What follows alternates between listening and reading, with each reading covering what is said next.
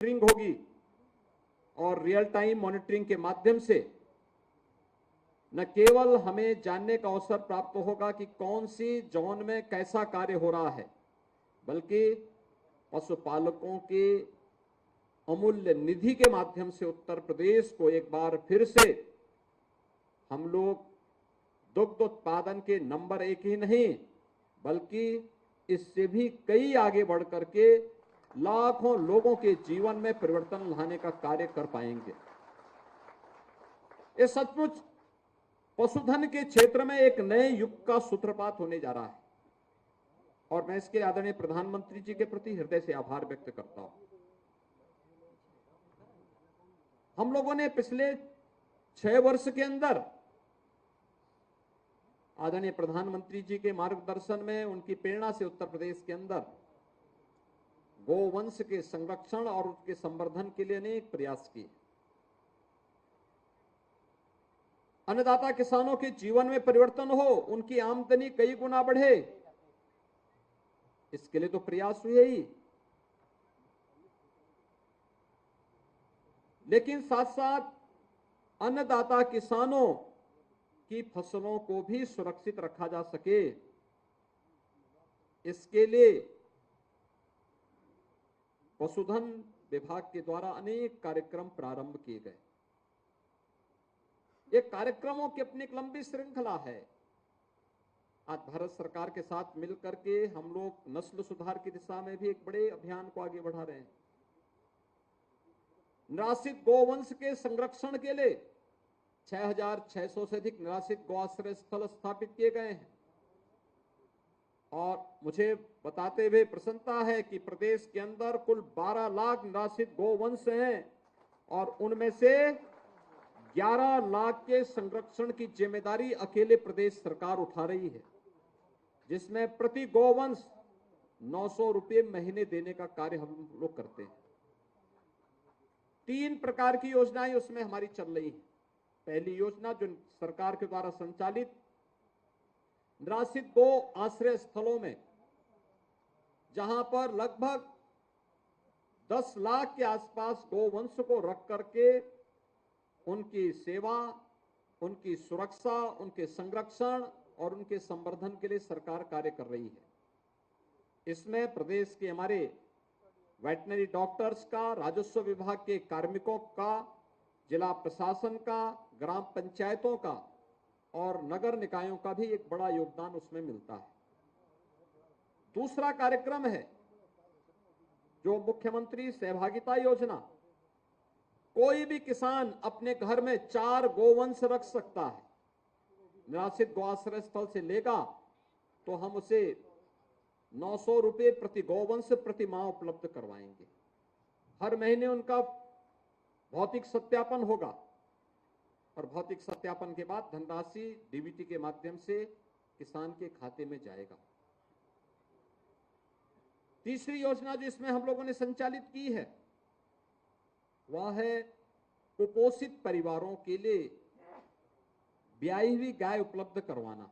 निराश्रित गो आश्रय स्थल से बड़े पैमाने पर कुपोषित बच्चे या माताएं जिन परिवारों में हैं उन्हें भी ये उपलब्ध करवाने का कार्य हुआ। कुल 11 लाख निराश्रित गोवंश को इस प्रकार से संरक्षण करने का कार्य राज्य सरकार के द्वारा चलाया गया। आदरणीय प्रधानमंत्री जी ने उत्तर प्रदेश के अंदर गोवर्धन योजना की शुरुआत भी करवाई। अब उसके माध्यम से उत्तर प्रदेश के अंदर गोवंश के द्वारा, यानी जो गाय का गोबर है, यह अतिरिक्त आमदनी का स्रोत किसानों के लिए बनेगा। बायोफ्यूल की यूनिट लग रही है यूपी के अंदर, वह अतिरिक्त आमदनी का स्रोत भी बनेगा और ये कार्यक्रम युद्ध स्तर पर चल रहे हैं। गाय के गोबर से आज उत्तर प्रदेश में कुछ जनपदों ने पेंट बनाने का काम भी किया है और हमारा प्रयास होना चाहिए कि इस पेंट को ब्रांडिंग करते हुए इसे हम सब्सिडी दें और इसको खूब हाईलाइट करें और प्रयास करें कि हर देव स्थलों पर, अपने घरों की लिपाई पुताई पर इस पेंट का इस्तेमाल करें। राज्य सरकार इसको लेकर के एक नए कार्यक्रम को लेकर के आगे बढ़ेगी। और तीसरा जो कार्यक्रम हम लोग चल रहे हैं कि गंगा जी के तटवर्ती सभी जनपदों में, लगभग हमारे 27 जनपद गंगा के तटवर्ती जनपद हैं। इन जनपदों में प्राकृतिक खेती को बढ़ावा देने के लिए अब तक हम लोग प्राकृतिक खेती के लिए और साथ साथ यहां पर प्रदेश के अंदर हम लोगों ने इस प्रक्रिया को आगे बढ़ाने की दिशा में जो कदम बढ़ाए हैं, इसमें जैविक और प्राकृतिक खेती में अब तक हमारी लगभग 1.25 लाख हेक्टेयर भूमि में वर्तमान में यह कार्रवाई हमारी प्रारंभ हो चुकी है। और हमारा प्रयास है कि इसमें बढ़ोतरी हो। इसमें बुंदेलखंड के 7 जनपदों को भी हम लोगों ने लिया है। एक देसी नस्ल की गाय, हमारा यह मानना है कि वह एक वर्ष में 30 एकड़ खेती के लिए पूरी तरह यानी उस खेती को विषमुक्त बनाने के लिए फर्टिलाइजर, केमिकल और पेस्टिसाइड स्वयं गाय का गोबर और गाय के मूत्र से ही उपलब्ध हो सकता है। और यह कार्यक्रम भी युद्ध स्तर पर प्रदेश के अंदर प्रारंभ हुआ है। भाइयों बहनों, आज का यह कार्यक्रम बहुत महत्वपूर्ण कार्यक्रम है। जैसे कि रूपाला जी ने अपने संबोधन में कहा भी, अनेक योजनाएं प्रधानमंत्री मोदी जी के नेतृत्व में देश के अंदर पिछले 9 वर्ष के अंदर चली हैं, जिसने देश के प्रत्येक नागरिक के जीवन में व्यापक परिवर्तन करके रखा है। देश के अंदर शासन करने का अवसर बहुत सारे लोगों को प्राप्त हुआ होगा, बहुत सारे लोगों को प्राप्त हुआ, बहुत सारे राजनीतिक दलों को भी प्राप्त हुआ, लेकिन उनकी संवेदना जब मनुष्य के प्रति नहीं थी, तो उनकी संवेदना एक मूक जीव के प्रति होगा, ये तो कल्पना से भी बाहर है। गांधी जी ने अपने जीवन में सदैव सत्य, अहिंसा और अस्तेय को स्थान दिया था। उन्होंने हमेशा इस बात के लिए उनका आग्रह था, उनका आग्रह ही सत्याग्रह कहलाया, यानी सत्य के मार्ग पर चलने वाला ही सत्याग्रह कर सकता है। और सत्य के मार्ग पर चलने वाला कभी सत्याग्रह की बात करे, यह व्यक्ति के यानी आचरण और व्यवहार, आचार और विचार, कथनी और करनी दोनों के भेद को बहुत स्पष्ट कर देता है कि व्यक्ति बोलता कुछ और है, करता कुछ और है, कोई उस पर विश्वास नहीं करेगा।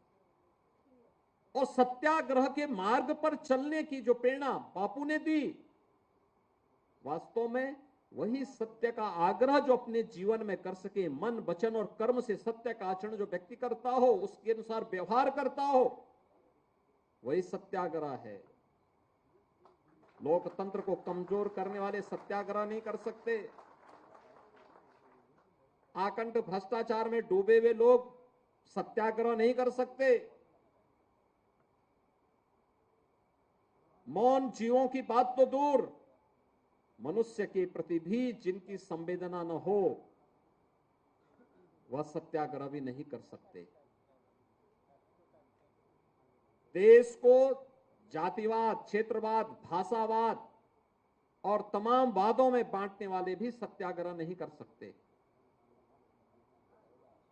अपने देश की निंदा करने वाला कभी सत्याग्रह नहीं कर सकता। भारत को कटघरे में खड़ा करने वाला व्यक्ति और भारत के बहादुर जवानों के प्रति जिनके मन में श्रद्धा और सम्मान का भाव नहीं, जो विपरीत परिस्थितियों में भी भारत की सीमाओं की रक्षा कर रहे हैं, उन जवानों के प्रति भी सम्मान का भाव जिस नागरिक के मन में नहीं, वह सत्याग्रह की अगर बात करे तो यह अपने आप में इससे बड़ी विडंबना और क्या हो सकती है।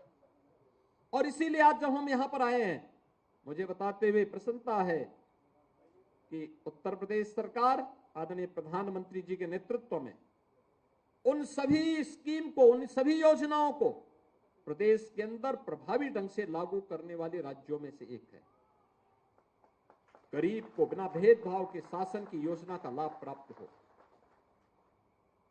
न जाने कितने लोगों के जीवन में उसका परिणाम सामने आया है। बीमारियों से लोग मुक्त हुए हैं, उनका जीवन स्तर बढ़ा है।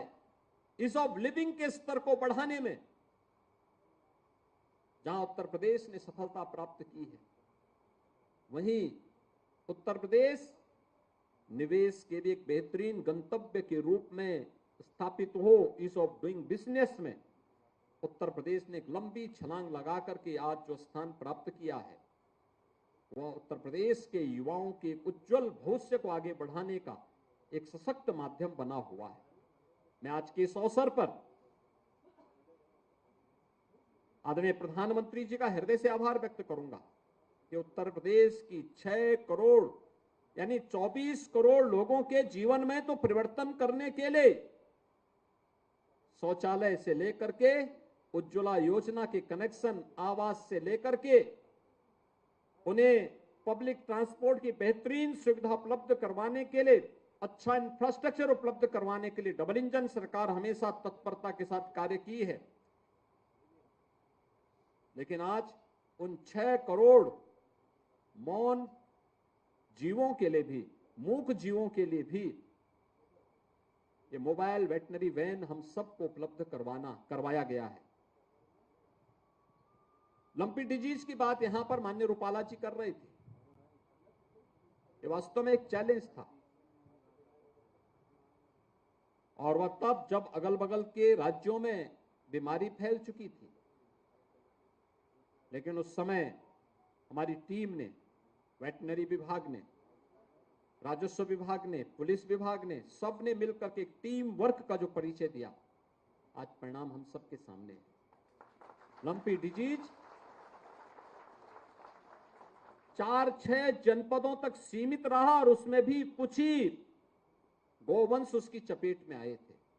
शेष पूरी तरह नियंत्रित किया गया। उसके बड़े पैमाने पर यहां पर वैक्सीन उपलब्ध कराए गए। आदरणीय प्रधानमंत्री जी का और माननीय रूपाला जी का मैं हृदय से धन्यवाद करूंगा कि यहां पर उत्तर प्रदेश सरकार को जितनी हमने वैक्सीन मांगी, हमें वैक्सीन उपलब्ध हो गई। हम आभारी हैं आदरणीय प्रधानमंत्री जी के कि फुट एंड माउथ डिजीज यानी खुरपका और मुंहपका के वैक्सीनेशन की शुरुआत आदरणीय प्रधानमंत्री जी ने उत्तर प्रदेश के मथुरा से ही की। मथुरा कान्हा की भूमि है, गोपालन की भूमि है, वहां से किया। अब तक उत्तर प्रदेश या देश के अंदर आजादी के बाद किसी ने सोचा भी नहीं था कि यहां के पशुपालकों के द्वारा जो दुग्ध उत्पादन होगा, अपनी डेयरी से उसे वैश्विक बाजार में स्थान क्यों नहीं मिल पा रहा है। कारण था, नमूने जब फेल होते थे, कटघरे में हम सब खड़े हो पाते जाते थे। लेकिन पहली बार हुआ है जब खुरपका और मुंहपका जैसी बीमारियों को पूरी तरह समाप्त करके हम लोग न केवल उस मूक जीव को संरक्षण देने का कार्य करेंगे, बल्कि अपने पशुपालकों की आमदनी को भी कई गुना बढ़ाने के लिए और उनके प्रोडक्ट को वैश्विक बाजार में उपलब्ध करवाने के लिए एक मंच भी देंगे। यह अभियान भी उत्तर प्रदेश से ही आदरणीय प्रधानमंत्री जी ने प्रारंभ किया था और उसकी बहुत अच्छी सफलता उसकी हमें प्राप्त हुई। मैं इन सभी कार्यक्रमों को आगे बढ़ाने के लिए भारत सरकार के सकारात्मक योगदान के लिए हृदय से धन्यवाद देते हुए माननीय मंत्री जी का, रूपाला जी का, आज के इस लखनऊ आगमन पर अपने व्यस्त कार्यक्रम में से, इस समय उन्हें तमिलनाडु में रहना था एक कार्यक्रम में, विभाग ने जब मुझे कहा कि फ्लैग ऑफ करना है, मैंने कहा फ्लैग ऑफ मुझे अकेले नहीं करना है, रूपाला जी को मैंने इसमें आमंत्रित करने के लिए कहा है कि तो माननीय रूपाला जी जब रहेंगे तभी यह कार्यक्रम होगा। एक आध दिन आगे पीछे हो सकता है लेकिन अच्छा होगा। देखिए उन्होंने जिस भाव के साथ दिया, ये 520 मोबाइल वेटनरी यूनिट 201 करोड़ रुपए की लागत से उत्तर प्रदेश को प्राप्त हुई और 5 अलग अलग जोन में, यानी उसको अब सेंट्रलाइज नहीं डिसेंट्रलाइज करते हुए अलग अलग जोन में भी हमें कार्यों को देखने का, उसकी समीक्षा करने का एक अवसर प्राप्त होगा कि कैसे अलग अलग कंपनियां इन कार्यक्रमों के साथ जुड़ी हुई हैं और जो कार्यक्रम आगे बढ़ाएंगे, क्वालिटी के साथ सेवाएं उपलब्ध करवाएंगे, उसे प्रोत्साहित करने का कार्य भी सरकार करेगी। एक दूसरे का मूल्यांकन करने का अवसर भी प्राप्त होगा। आज मैं एक बार फिर कह सकता हूं कि मूक जीवों की का आशीर्वाद आदरणीय प्रधानमंत्री जी के साथ में, माननीय रूपाला जी के साथ में और पूरे अभियान के साथ जो भी लगेगा उसको अवश्य प्राप्त होगा। इस विश्वास के साथ मैं आप सबको वासंती नवरात्रि के इस अवसर पर, और 30 मार्च को रामनवमी भी है, रामनवमी की हृदय से बधाई देता हूं, अपनी शुभकामनाएं देता हूं और मुझे पूरा विश्वास है कि ये सेवाएं उत्तर प्रदेश के पशुधन की गुणवत्ता को बढ़ाने, उनके संरक्षण और संवर्धन में एक बड़ी भूमिका का निर्वहन करेंगे। आप सबके प्रति मेरी शुभकामनाएं। धन्यवाद। जय हिंद।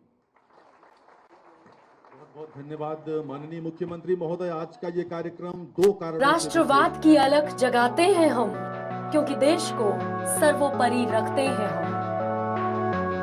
जन की चेतना जिंदा रहे, इस वास्ते पत्रकारिता करते हैं हम। तिरंगे की शान बढ़ती रहे, बस यही है हमारा राष्ट्र धर्म। विश्व गुरु हम यूं ही नहीं कहलाते, शांति के उपासक, शांति के दूत हैं हम। युद्ध नहीं, हमने बुद्ध को जाना है, इसीलिए विश्व हिंदुस्तान का दीवाना है। न बंटे हैं, न बंटेंगे, न बांटने देंगे। सैनिक ही नहीं, हम 1.25 अरब देश के प्रहरी बनेंगे। ये 21वीं सदी का भारत है जिस एक पुत्र के नाते अभिजीत आप जरूर गर्व अनुभव करते होंगे। हाँ जी सर।